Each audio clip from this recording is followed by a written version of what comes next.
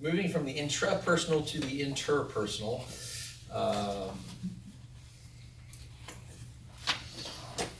I'm just going to read what I wrote here because my thoughts flow best when I'm writing, and rather than just bear with me.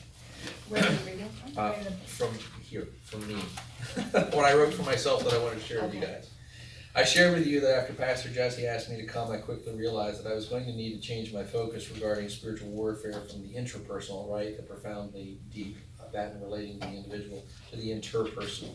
And what came flooding in after that, in all candor, is my criticism of much of the last 30 years of churches of all denominations that I've known in the regions of Pennsylvania, Maine, and North Carolina I've lived in. What have been known as mainline traditional denominations were trapped in buildings that at best became sites of historic preservation of architecture and interior design to the glory of God, and turn the wrong page. And at worst, and I think accurately, became mausoleums of a bygone era of artistic sensibility in architecture, interior, and music. And even worse, tombs of, if they ever existed at all, no longer culturally relevant or effective discipleship.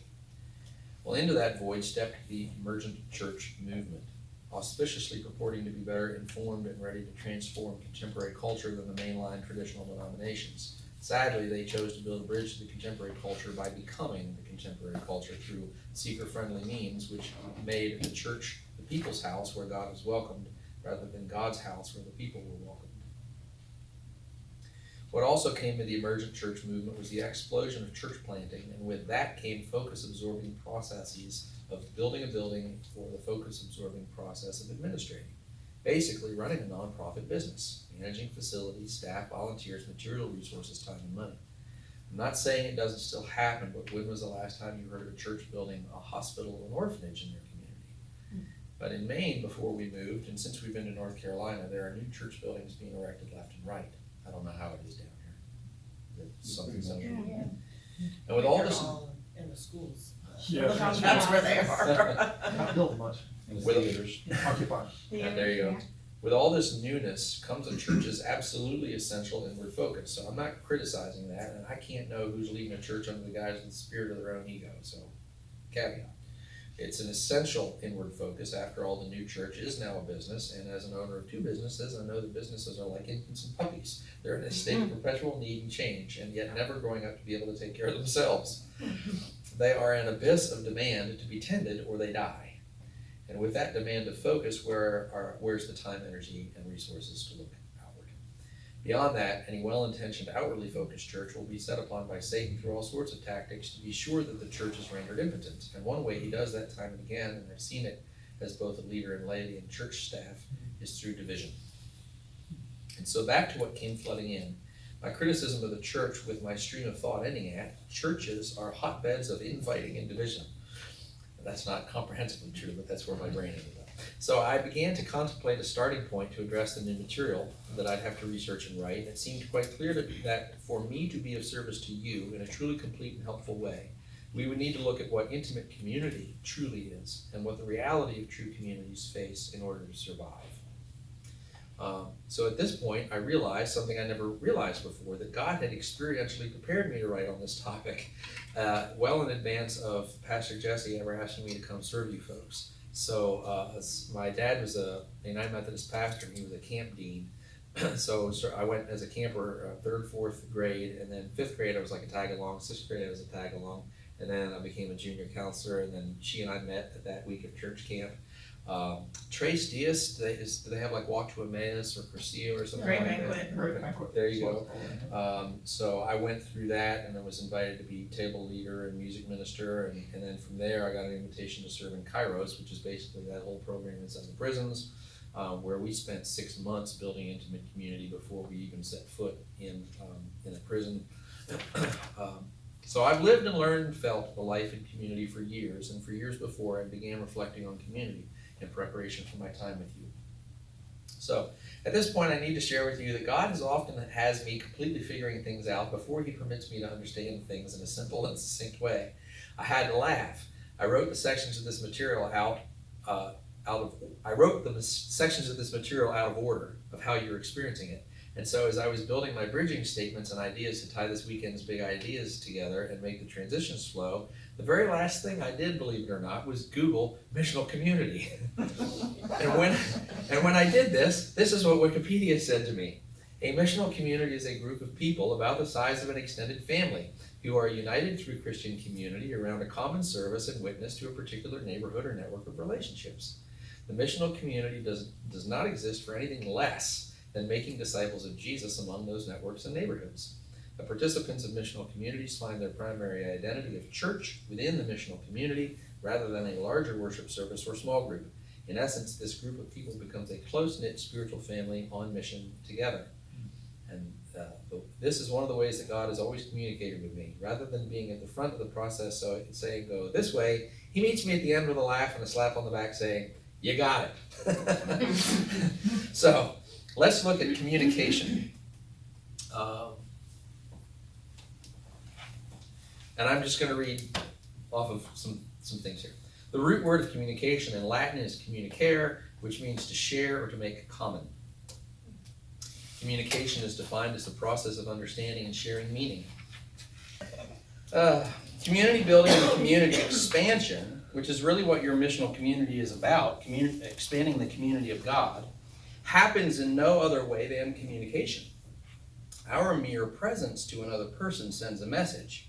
And then there are the nonverbals of body language, mannerism, and countenance before a word is even spoken. Oh, here's an interesting bit of science that'll make you forever self-conscious. You want to hear it? Sure.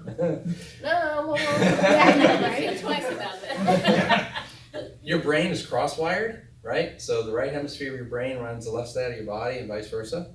And the right side of your brain is the place where relationships and emotions and this sort of thing is processed, and the left side of the brain is linear, logical, science, fact sort of stuff. And so they have, I don't know how in the world they study this, but the scientific literature tells us that what we feel about a person can come out through our face before we can trap it, guard it, and not express it, and like grab control of it. And what's also interesting is that we tend to, when we're wanting to make really intimate connection with a person, look left eye to left eye, because it's the right part of the brain that's emotional and relational, reaching out to say, I really want to connect with you. And if we want to be somewhat detached, we tend towards right eye to right eye contact. So if you've ever had that experience of, I don't know what I did to that person, they just don't seem to like me, like I have no data, except that you might have some data, because there might be some stuff that went on here for them that you picked up on. Remember, and this shows up very early in Scripture, remember where Cain killed Abel, and God said, Cain, why is your face so downcast, right? So, this little eye to my, and I'm going to let it shine. Okay. Then there are the paraverbals of speaking, tone, pitch, and pace, and then there are the words. So body language, countenance, paraverbals of tone, pitch, and pace, and then there are the words. So communication is not just words, is what I'm driving at. Community building, community expansion, presence, body language, paraverbals, words.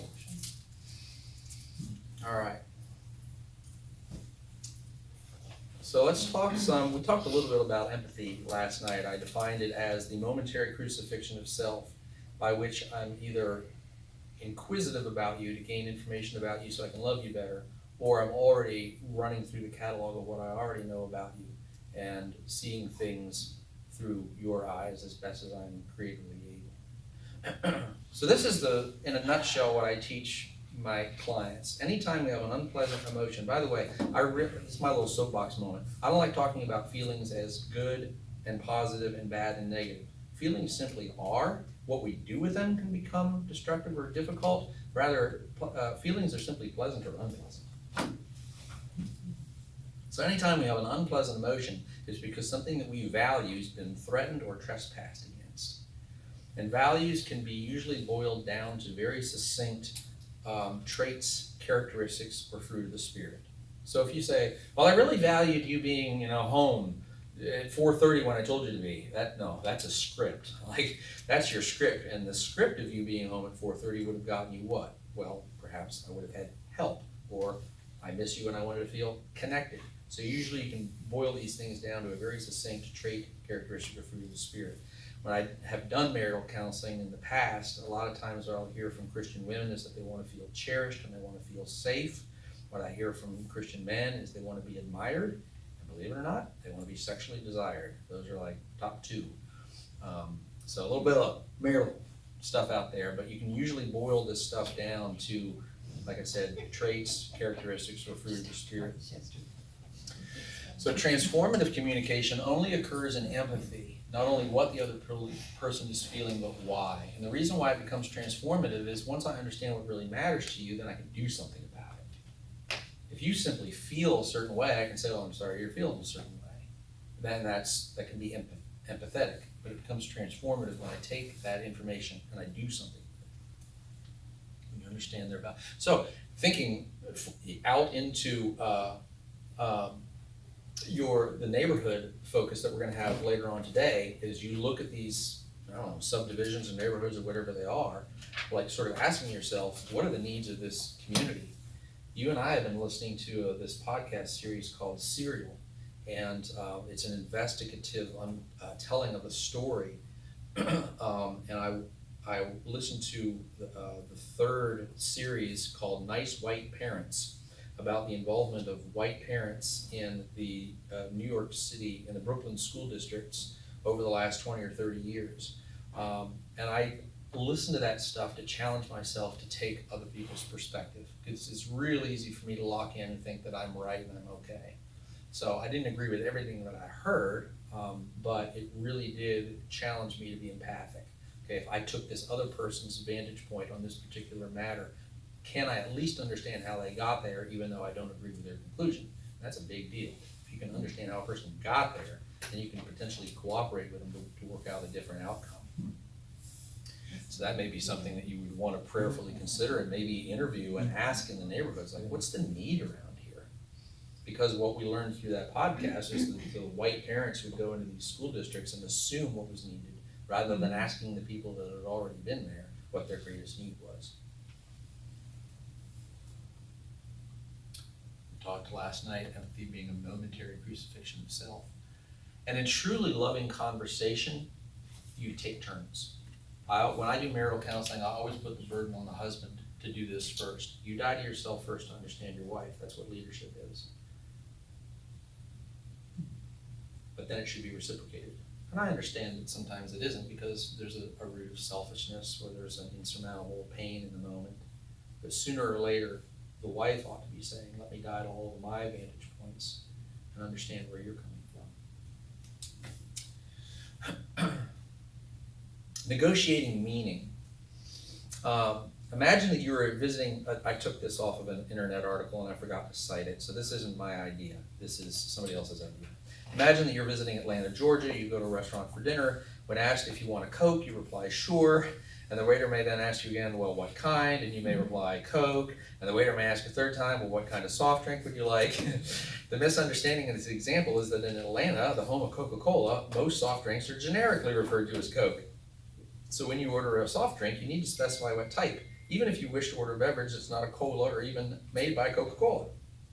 So to someone from another region of the United States, the words pop, or soda may be the familiar way to order a soft drink, not necessarily the brand Coke. In this example, both you and the waiter understand the word Coke, but you each understand it to mean something different. In order to communicate, you must realize what the term means to the other person and establish common ground in order to fully understand the request and provide the answer.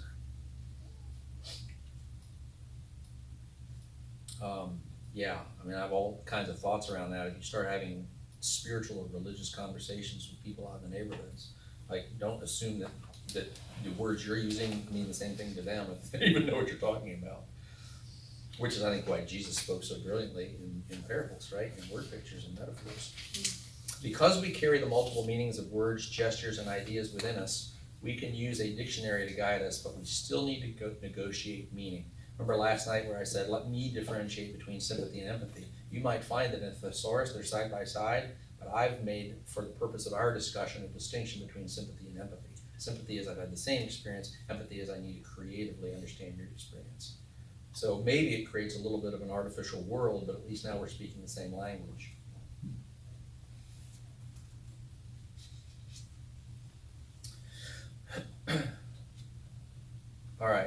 we're gonna now borrow very heavily from Scott Peck. I mentioned him last night. He had written a bestseller called The Road Less Traveled. He obviously got the title of the book from the Robert Frost poem.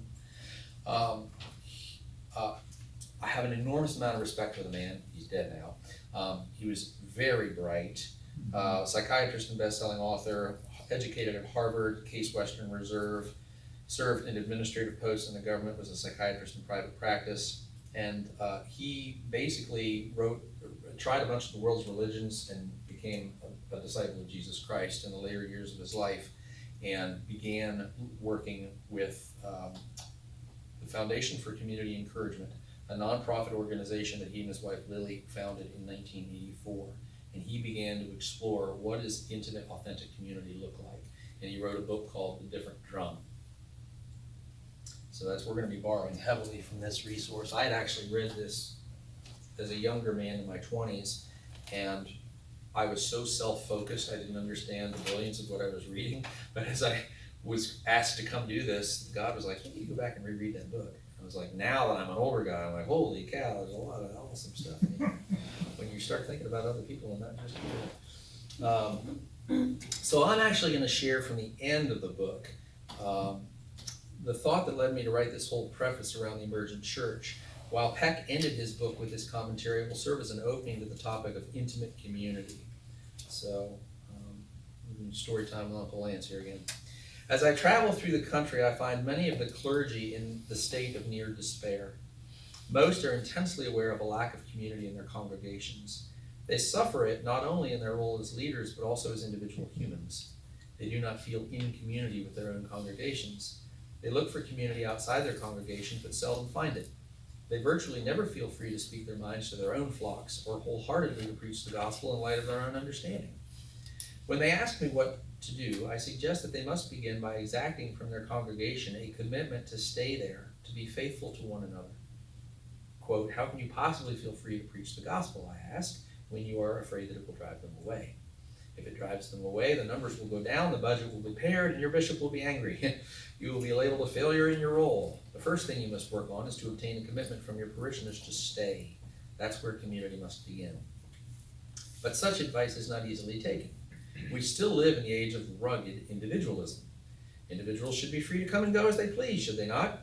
Should it not be left up to individuals to decide whether or not they attend a particular denomination, a particular church within the denomination, and indeed whether or not they will attend a church at all on that particular Sunday, that particular month, or that particular season? How can loyalty be exacted like a pound of flesh in such an age when the individual is quite free to go down the road to another church, where loyalty is not a condition of membership? The reality is that exacting from the members a commitment to hang in there as a body is quite likely to drive a significant number of them away. It would be a risky business indeed. But we also must return to the reality that faces us again and again. It is, or should be, a risky business to be a Christian in the first place. Perhaps there will be a start with a few brave individual clergy who are willing to risk of telling their congregations that the time has come for Christians to stand up and be counted. But I shudder at their sacrifice. It could be made much easier for them if they were encouraged by their bishops or church leaders in this risk. And ultimately their sacrifice will be in vain if their bishops and leaders do not also assume the risk. For just as the true Christian individual must live a life of risk, so the church as a whole, as a body, must be willing to be at risk if it is going to be the body of Christ. And the risks are large. Thinking at the level of a bishop or denomination president, I would have to ask questions like these. If it is the policy of the church to exact a significant commitment in this age of individualism, just how many members will we lose? 10, 25%, 50%? What will this do to our financial structure? Where will these lost members go? Will they go to other denominations, God forbid? And what will they do with the church as a whole? Will it divide the larger church into the committed denominations and the uncommitted denominations? Will it mean two churches, a church of community inclusive? Will not a policy that requires any commitment whatsoever to be exclusive of those who are unwilling to make any commitment? Will we not be depriving them of the possible virtues of the sacraments and at least some exposure to the Gospels? Will it not ultimately be divisive when our task is to be reconciling? These are hard questions and should not be dodged. But for those church officials and their congregations with a sincere interest in becoming a true community, those who are willing to take that risk, there are three things they must remember. The first, is that the issue of inclusivity is one with which every community must struggle as it maintains itself. The inclusivity of genuine community is never total or absolute. In fact, the church has failed in one dimension because it has attempted to become too inclusive. At the root of this failure, however, is a failure of motive. The church has tried to be as inclusive as it could, not in service of the community, but in the service of numbers. It has not welcomed the stranger so much out of love as out of greed. It is not out of a desire for community that it has refrained from asking its members to stand up and be counted. It has been out of fear. It cannot argue that it has been undemanding of its members in the interest of community because it has not had community in the first place. The plain reality is that by and large, the church has not been in the community game. It's been in the numbers game. So already we have identified two components of effective community: courageous leadership and committed love. I use the acronym ACE to remember what passion is. A is for action, C is for commitment, and E is for emotion. Action, commitment, and emotion. If you take any one of those out, you don't have passion. You would not look at a missing integer of one of those and then call that person passionate. Well, he's committed and he's emotional, but he never does anything. That's not passionate, right? If you take the C out, well, he's all over the place with his impulsive emotion, but where is he, 7 times out of 10? And then if you took the emotion out, well, he's action, he's commitment, but as one of my favorite Bible teachers says, it looks like he was weaned on a pickle.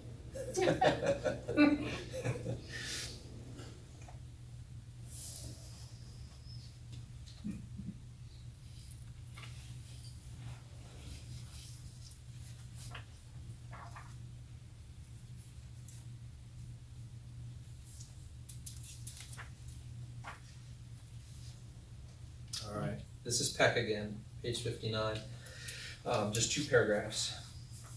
In our culture of rugged individualism, action, commitment, and emotion, there's your ACE. What's that called, an acronym? It is.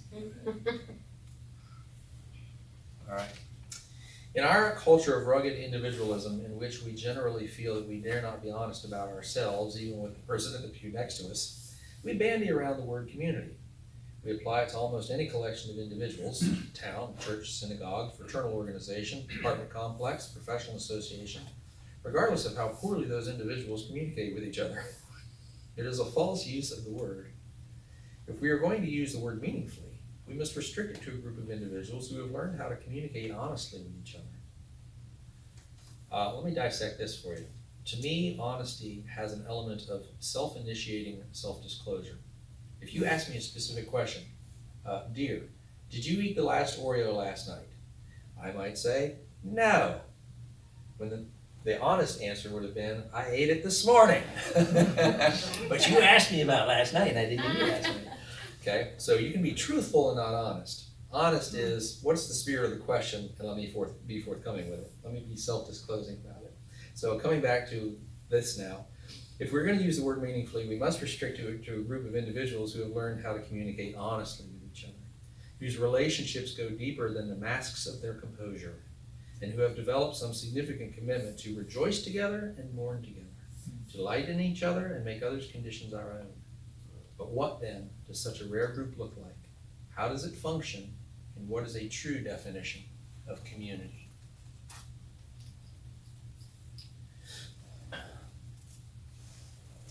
Again, from Peck. The word contemplative has a variety of connotations. So Peck transitions in his writing from intimate communities are characterized by contemplation. So now we're going to look at what this contemplation is. True communities are characterized by contemplation, which is an examination of the group by the group and the individual by the individual. The word contemplative has a variety of connotations. Most of them center upon awareness. The essential goal of contemplation is increased awareness of the world outside oneself, the world inside oneself, and the relationship between the two. A man who settles for a relatively limited awareness of himself could hardly be called contemplative. It is also questionable whether he could be called psychologically mature or emotionally healthy. Self-examination is the key to insight, which is the key to wisdom. Let me reread that. Self-examination is the key to insight. Now, we would argue would be a Holy Spirit examination, right? Search me, O God, know my anxious thoughts, see if there's any wayward way in me and lead me in the path of life. Self-examination, or examination by the Holy Spirit, is the key to insight, which is the key to wisdom. Plato put it most bluntly: the life which is unexamined is not worth living. Okay. There you I've heard that for Aristotle and Socrates. Now Plato. Yeah. So, go. I've heard Socrates, yeah. cool. Weren't they all drinking buddies? I think so. They all said it. The community building process requires self-examination from the beginning. And as the members become thoughtful about themselves, they also learn to become increasingly thoughtful about the group. How are we doing? They begin to ask with greater and greater frequency. Are we still on target? Are we a healthy group? Have we lost the spirit? The spirit of community, once achieved, is not then something forever obtained. It is not something that can be bottled up or preserved in aspic. I don't know what that is. ASPIC? Anybody?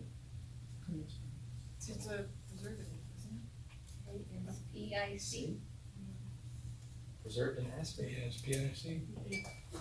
Google. What did you say? it? I said it was a preservative A historically. preservative, okay. It is repeatedly lost, this sense of community health. Remember how towards the end of Mac Badgley's Tavistock group in 1967, that was something he referenced earlier in the book. After enjoying hours of nurturing fellowship, we began to squabble again. But remember also that we were quick to recognize it because we become aware of ourselves as a group. And because we were rapidly able to identify the cause of the problem, our division into the Grailers and Sears and Roebuckers, we were rapidly able to transcend that division and recapture the spirit of the community. No community can expect to be in perpetual good health. What a genuine community does do, however, because it is a contemplative body, is recognize its ill health when it occurs and quickly takes appropriate action to heal itself. Indeed, the longer they exist, the more efficiently healthy communities become in the recovery. The more efficient, healthy communities become in this recovery process. Conversely, groups that never learn to be contemplative either do not become community in the first place or rapidly and permanently disintegrate. So, true members of true community delight in the collective and the peace and the safety found there. Members of true community delight in the collective, the peace and safety found there.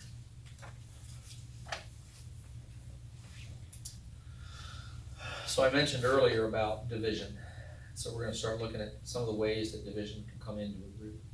Back to Frangipane, in another book of his, The Accuser of the Brethren, talks about a fault-finding spirit.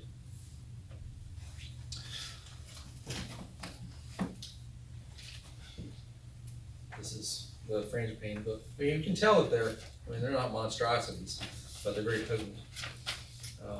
His library of writings. So I told myself to read to you guys here. If the devil is not in the highest heaven, that's a different conversation. How then does he accuse the saints before the throne of God? We began this discourse by explaining that Christ has positioned our spirits in him before God's throne. While the Holy Spirit connects the human spirit to God, our body and soul are fixed here on earth. Although we do not believe the devil has face-to-face communion with God, he does have access to our thoughts and words. And when we harbor sympathetic attitudes towards fault-finding, when we justify gossip and negative criticism, when we justify gossip and negative criticism, we are actually giving Satan the use of our mouths to accuse the saints before God. Of course, James chapter 3, about the tongue, would be a good thing to eat. Our words about one another, as well as our words to one another, should carry with them the same sense of reverence as when we speak with God, for he is indeed listening. And I will tell you, as I was writing this, I came under terrible conviction about that. Because I am a thinker, because I am contemplative, because I'm trying to constantly discern, it's very easy for me to switch from being discerning to being critical. I confessed earlier, I'm bad with negativity. I really, that is a present season I'm in to work on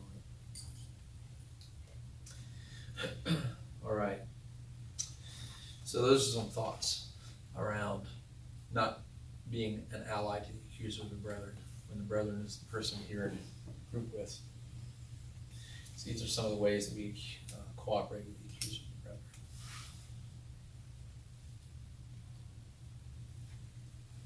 You might want to just say a quick word on soul ties and Christian curses Sure. as explanation. Sure.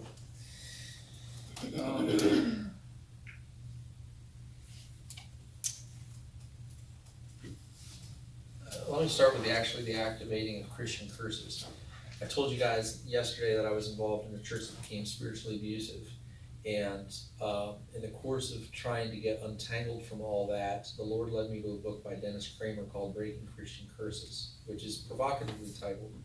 Basically what he's talking about is when other Christians discern or think they have discerned something about you that's actually inaccurate, and they begin to label you or word curse you, and their prayers about you become a way of creating bondage in your life. Creation of soul ties. This one has tended to be somewhat controversial. It comes from a particular translation in, I think it's the story of David and Jonathan, maybe in Samuel, 1 Samuel, or somewhere around maybe chapter 16, something like that, where it says that from that day on, Jonathan's soul was knit to David's. Heard about this theoretically and intellectually.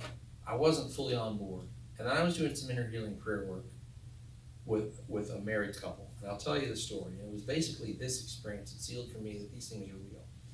So this husband and wife had come for marital counseling. They had been married quite some time. They had kids that were at least teenagers. She was on her third affair. And we had started the marital process together, or the marital counseling process together. We'd done an enormous amount of exploratory work. Post-affair counseling, you have to ask yourself, what's the message of the affair? In the words of Dave Carter, who's the American Association of Christian Counselors, sort of go-to expert on post-affair counseling, he says that he calls them the faithful spouse, the infidel, and the other man or the other woman. I think the term infidel is rather inflammatory, but that's his word, not mine. So, in order for there has to be a lot of things that transpire in post-affair counseling, but one of them needs to be that the faithful spouse understands what the infidel was trying to communicate either about themselves or about the marriage.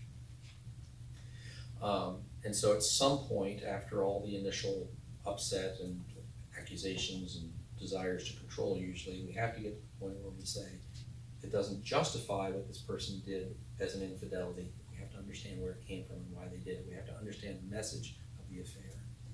So we've done a lot of that exploratory work, and I had suggested, because I'd heard this teaching on soul ties, that maybe we just pray to break some things off, if there was anything there. My theory on some of this stuff is if you wipe down a clean counter, you haven't done any harm, but if you wipe down a dirty counter, you're glad you wiped it down, because you found this sticky stuff and there were crumbs. So I said, well, you can't harm anything. So we set the stage for inner healing prayer, and the way that I work when it comes to relational pieces is I'll ask for a cleansing of the imagination, sanctification of the imagination, that the Lord would be able to use our imagination as a sanctified tool in the process of inner healing prayer. And so a lot of times people will sort of see things play out on the film screen of their mind. And when I'm doing soul tie work, I'll ask God to bring whichever party it is that we're addressing into the picture just enough that the prayer person knows that they're present, but doesn't feel threatened or overwhelmed by their presence. Like sometimes it needs to be profoundly intimate, but a lot of times they come just into the picture enough that they feel like they're there, but they feel safe. They've got this intimate spatial connection and spiritual connection with some member of the Trinity that's been established before. So we did the first lover, brought him into the picture, and God, is there anything that you want, we'll call her Doris, anything that you want Doris to know about that man? Is there anything that you want her to know about herself in relation to that man? Just letting it be very open-ended communication. And there's different things that transpire, and then when the Holy Spirit tells me it's time to go ahead and cut the tie, sometimes he has me do it, sometimes he has the person do it, sometimes Jesus himself does it, but in this particular case, I got a nudge that the husband should do it. So I asked the husband to please, visualize the tie and use whatever form he felt the Holy Spirit was leading him to dissolve the tie or cut the tie or break the tie. And so he was able to get through the first guy. He said, yeah, I see that one going away. And then what we do with the other person is we just ask Jesus to usher them out of the picture, because he's not our concern anymore. It's not that we hate him. We're supposed to bless our enemies and love those who persecute us, but we put him into the Lord's care. And we did the second one similarly. And we got to the third one, and he was having a hard time cutting a tie. And we ran out of time on the session. So we were scheduled bi-weekly, and about a week and a half later, he contacted me, and he said, well, I figure out now why I wasn't able to get that third tie cut. He said, I just discovered that my wife, even though she had told me that she had stopped all communication, has secretly been in communication with this guy through the entire marital process, premarital counseling process. So in a very real sense, where he had trusted that she told the truth and she had lied to us about what was true, it got revealed spiritually that there was something that was connecting her and this other man, her third lover, that had not, the truth got revealed through the phenomenon of inner healing prayer and our inability to cut the soul tie. One of the ways to conceptualize the soul tie is that the realm of the soul is the realm of thoughts, feelings, and will. And the way, usually I'll have like a whiteboard or something where, try to do this where you can see it too, where if you imagine two circles, right? So a lot of people conceptualize man in three parts: body, soul, and spirit. It's a little bit inaccurate because honestly, the spirit animates the soul and the body, right? So, but it's hard to draw that. So a lot of people just use kind of this thing that looks like a bullseye. Like here's the body, here's the soul, and then here's the spirit of man. So in the realm of the soul, you have thoughts, feelings, and will or volition. When I teach elementary school kids, I say it's your choosing muscle. So if you imagine that that's a person, and then you have a complementary diagram of body, soul, and spirit, and in the realm of the soul, you have thought to thought, feeling to feeling, and will to will, or volition to volition, right? So you end up with three ties in the realm of the soul. If I share my intellect with you, we're solically connected. If I share my emotional life with you, we're emotionally connected. And if I share my volitional self with you, then we're connected that way. That happens a lot when you're in a dating process. If we say, hey, let's meet at 7 o'clock at Applebee's, and you show up, you're there for me, right? Volitionally, you directed your heart towards Applebee's and sat your butt in a booth at 7 o'clock to be there with me. And a lot of times what happens in marriage is, this is where I sleep and where my TV is. And we lose that sense of being very purposeful to communicate to the other person, I'm here right now for you, which is why date nights can be so important, or entering into the activity of another person. I'm not sure how good I am with that. I'm not sure if you put a raised garden bed out in the yard the way you want to, if I would come out there and join you in that. And I'm realizing I have just now been challenged to think like that. I think I can give you a whole lot of my thought life and a whole lot of my emotional life, but I'm not sure how much volitionally I deliberately engage. It's easy for me to use my volition to stay where I'm at doing the things that I like to do and what I'm focused on. So, but anyhow, so being connected at a soul level is thought, emotion, and volition. Now, we do have that spiritual connection, and here's where I'm not clear in my own thinking. It makes it quite clear that when we are sexually united with another person, there's a spiritual tie. There's a commingling of spirits. Okay? I'm going to go out on a limb and say that I think it's possible for us to become spiritually connected with other people through spiritual forms, like occultic things for sure, but think about us being knit together in Jesus, right? If we're sharing worship together, if we're serving and blessing one another, if we're praying for one another, if we're laying on hands with one another. So a way that I think about these ties is like an umbilical cord. Like toxic stuff can go down that umbilical cord, or really life-giving stuff can go down that umbilical cord. And so John Eldridge has a way of praying through these things where he says that he brings the cross and the person of Jesus Christ between me and all people. And I think the reason why I haven't had a chance to talk to the man, so I have to assume that the reason that he does the cross and the person is because the cross deals with any sin that might flow in either direction, and the person of Jesus Christ is the one that sanctifies and purifies the love that passes. So the cross deals with the sin, and the person of Jesus deals with the quality of the love. So that's my take on that. You can have a different take, and I'm okay with it. That's how I think about soul ties. So I don't think that soul ties are a problem. The toxicity of the soul tie can be a problem, or the appropriateness in general of even being connected to that other person can be a problem.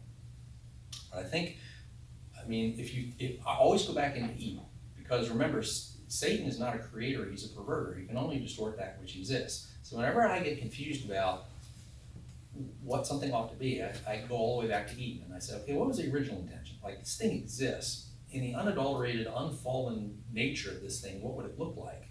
Well, intimate communion with God and with my fellow man. So I don't think that's a problem. I think the establishment of soul ties isn't a problem, because God did that. It's how it got polluted that we need to deal with.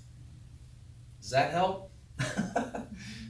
So the soul ties can happen like happened in this abusive church community that we're in. Like at no point did anybody come to Danya or I and ask our perspective on anything.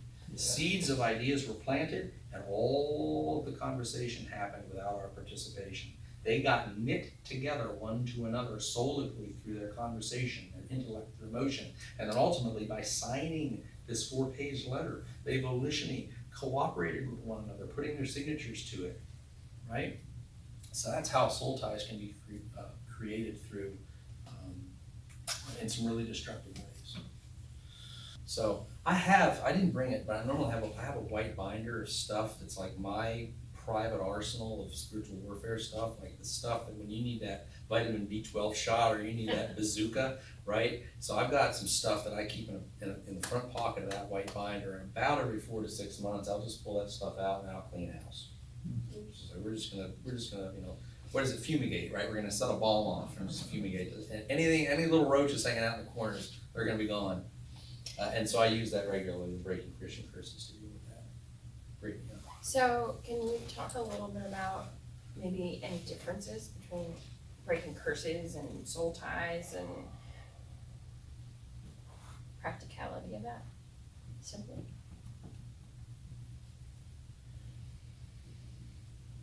Okay. Boy, nobody's ever asked me that question before. Because I usually, while to me they all flow in the room of spiritual warfare, it's almost as if they're different tables or they're different courses, right? Here's your appetizer, here's your main course, here's your dessert. And even when I'm dealing with them in my counseling practice, I usually deal with them sort of sequentially. Similarities. Well, in the realm of cursedness, the dealing with the bloodlines, we can feel very emotionally detached from that, and reasonably so. I mean, it could just be this sort of spiritual truth exercise that we're going through. As it moves into direct involvement with curses, we may have been practicing something that usually we fall under conviction, and we have a tremendous amount of guilt, potential shame, and remorse about. If we had a relative who was doing stuff to us, there's usually a lot of injury and working through forgiveness and breaking soul ties around, right? Because soul ties can form in the context of cursedness, and being cursed, making spiritual agreements, being word cursed. But I would argue that they're all dealt with the same way, which is that you are bringing either the authority or the person of Jesus Christ. Eldridge has got this thing, when you guys heard it last night in the bedtime prayer, where he basically cites all the work of Christ, right? His death, burial, resurrection, ascension of Jesus Christ, right? Against the enemy, right? The cross, the blood, the authority of his name. So that's how I've generally dealt with it. As I said, like, here's Christ's complete body of work. Just apply it. Does that help? Yeah. How does community form?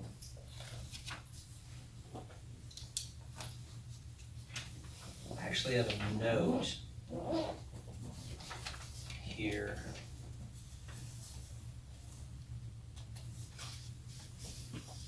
To do something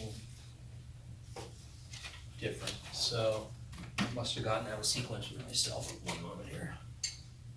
Dismantling the strong man of religion and prayer, silencing the accuser. All right, I'll leave that alone. We'll just stay on track. So now that we know what community can be as well as how to ruin it, let's look at how community happens. Peck argues that it comes by crisis, by accident, which he calls hit or miss, happenstance, and by design.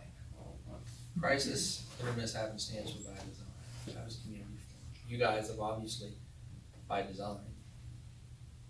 But you would argue, because I heard you say it earlier, that the Pastor D, your bond with Pastor D happened by happenstance. Kind of, yeah, Yeah. for sure. Or we could say For it me, was a for me, divine, for sure. yeah. right, a divine appointment, but it Yeah. certainly felt like happenstance. Yeah. So how do we build community by design?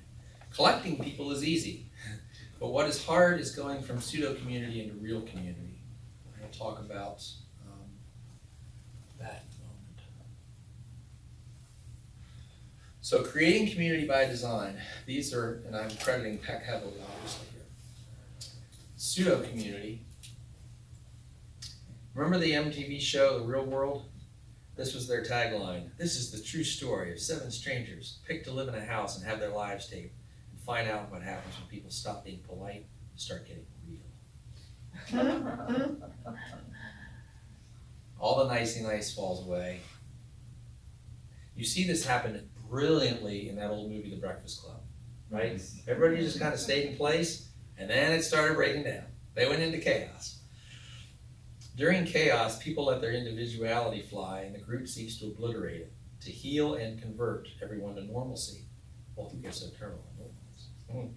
When that doesn't work, it's not uncommon to fault the founding leader for his seeming ineptitude, because he or she refuses to step in and become a totalitarian authority to make this pseudo-peaceful again. So people hit chaos and they want to go back into the, can't we all just get along? Of pseudo-community. They'd rather go backward in the model than forward into the model. Interesting, I'm feeling this a little in our kids leaving and coming back. Like, what do we really look like? And it goes kind of AWOL for a little bit. Yeah. Yep. So into that void, where the leader of community by design refuses to step in and put things back into pseudo-community and normal because he's interested in authentic community, got to push forward. So into that void, it is not uncommon for secondary leaders to emerge. But see, they don't actually make peace. They simply bring organizational attempts to keep the Hatfields on their land and the McCoys on theirs, and yet they still want to call it community. Next, in Peck's model comes emptiness, meaning that community members struggle to empty themselves of their, I may have this on another slide, we'll just skip ahead. All right, that looks like I did do that. So there's the slide on pseudo-community.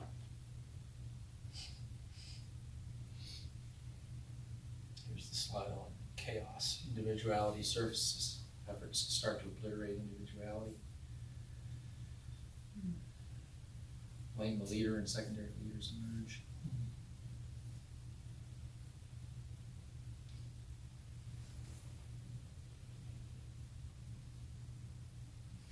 At the stage of emptiness, which is the third stage according to Peck, community members seek to empty themselves of expectations and preconceptions, prejudices, ideologies, and solutions.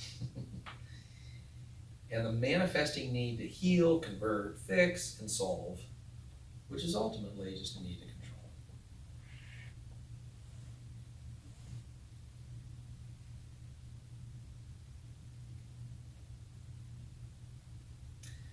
Peck succinctly writes, community building first, problem solving second.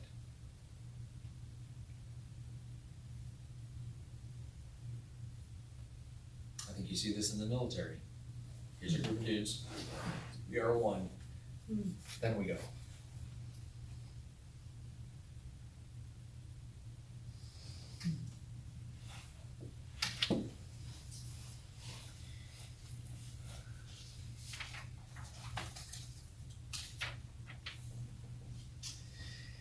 As was read before, we should pay heed to the experiential wisdom that counsels that ongoing community building, once achieved, is not permanent. The emptying needs to be an ongoing process. If it doesn't, true community could regress back into chaos or pseudo-community. So every time we walk into a group of our brothers and sisters, we gotta empty. Not me, Lord, you.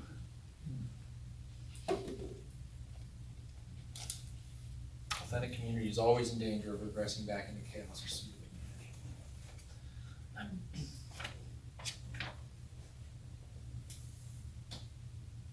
Build authentic community first, and then towards task completion. When true community has been achieved, and attention is then turned to task completion, one should assume that there will be strains of task avoidance. It is, after all, only human nature, says the man with a robot vacuum in his house. Task avoidance comes on the heels of something that opposes or resists. And there are 4 task avoidance behaviors. Flight, fight, what Pat calls pairing, which is really just the forming of divisive subcommunities, and dependence, which refuses to trust the organic process of community and insists on being led.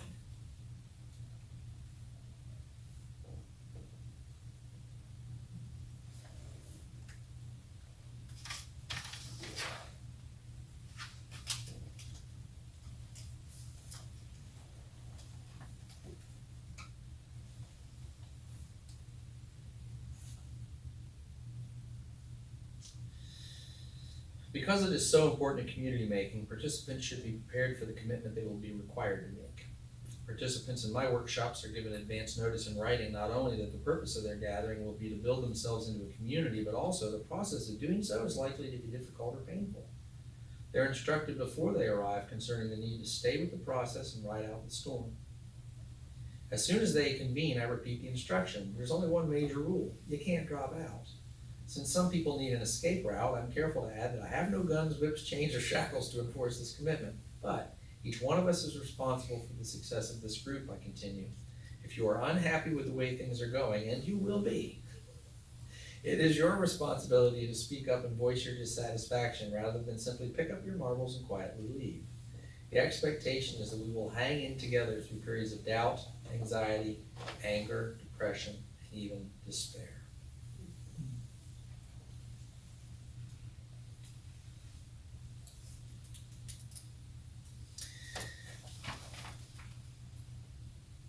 Well, I must have thought we were going to be accomplishing that much later. So any questions about, let's do a Q&A to end the morning session here before lunch. Anything so far? That's a lot of information, I know. But it is interesting to think about how Jesus' experience with his disciples. You can see these steps kind of in place. But one of the things I'm kind of curious about, it seems like M. Scott Peck's task that he's talking about is actually the task of building community. Is that fair? Or is it like a community has a task to do? Right, that. Okay. That's ultimately what he means in the scope of the book. So a community will have a task. There's a task building, yeah. So like your military guys, they get broken down, go through all kinds of stuff, then become a team, Right. and they're given a mission. So the task for those guys would be their mission. And Yeah. unless they're the community, unless they do the hard work of community, which the military is, I would say they do have a leader, right? They usually Yes. have a leader. But unless community gets built, they're probably going to struggle in their mission. So I'm thinking, think about those tasks. A strongly led organization can be kept in pseudo community the whole time. And so the real community is actually formed underneath the surface. So thus you get like a totalitarian dictator and the resistance forms and they meet in quiet places. That become the French resistance. Very close. Yeah. So, You got me thinking about the therapeutic groups in my industry. Sometimes the task is breakthrough, so that once the catharsis, the release of emotion, the authenticity of the individual, their ability to express, their ability to connect with other people in the group, once that's accomplished, then that group doesn't then go out and take to the streets. So sometimes the point of the group is the formation of the group. Yeah. But to your point, for this group, it's let's spur each other on to love and good works. Yeah. It's good. I think a lot of things that worked, which I appreciated both in my work and in the military, is cross training. Instead of being, you can have your expertise, but I was an electrician, So when my job was done, if the plumbers needed help, I cross-trained and worked with them. If the carpenters needed help, I cross-trained and worked with them. And I think that builds a much stronger work relationship and community. Wow, I really like that. We're doing that right now. We're cross-training. So the other thing that just popped in my mind is just walking through this is, a guy named Edward T. Hall, and the folks who write about missional communities also talk a lot about the size of groups and how, certain dynamics are at play when you're talking about an intimate space of 3 or 4, 2, 3, 4. A different set of rules start to emerge with up to a dozen.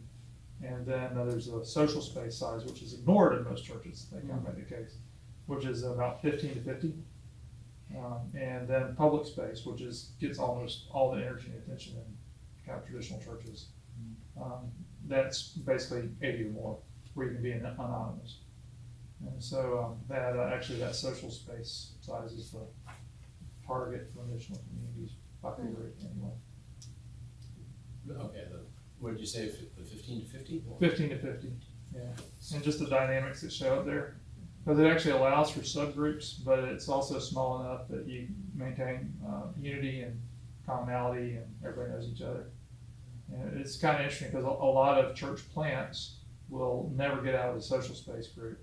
And but because they have all the demands of paying staff and all that kind of stuff, they get pressured and then they collapse. So it's kind of, I'm getting off topic, but it's just I don't think so. all that was kind of resonating as you're talking. So. Praise God. Yeah, I mean, as I was working on this section of intimate community, it was like, I want these guys successful in the ultimate mission. Bill Cosby had this wonderful routine that he did about, getting the troops all, the football players all jazzed up in the locker room, like, when the door was locked, right? Like you get all this momentum going and then you can't get out the door to go to mission. I would hate for you guys to have that happen where you just can't get tight enough in community and understanding the assaults that are gonna come your way so you can be effective outside. So that's cool. All right, well, lunch? Sure. So, all right.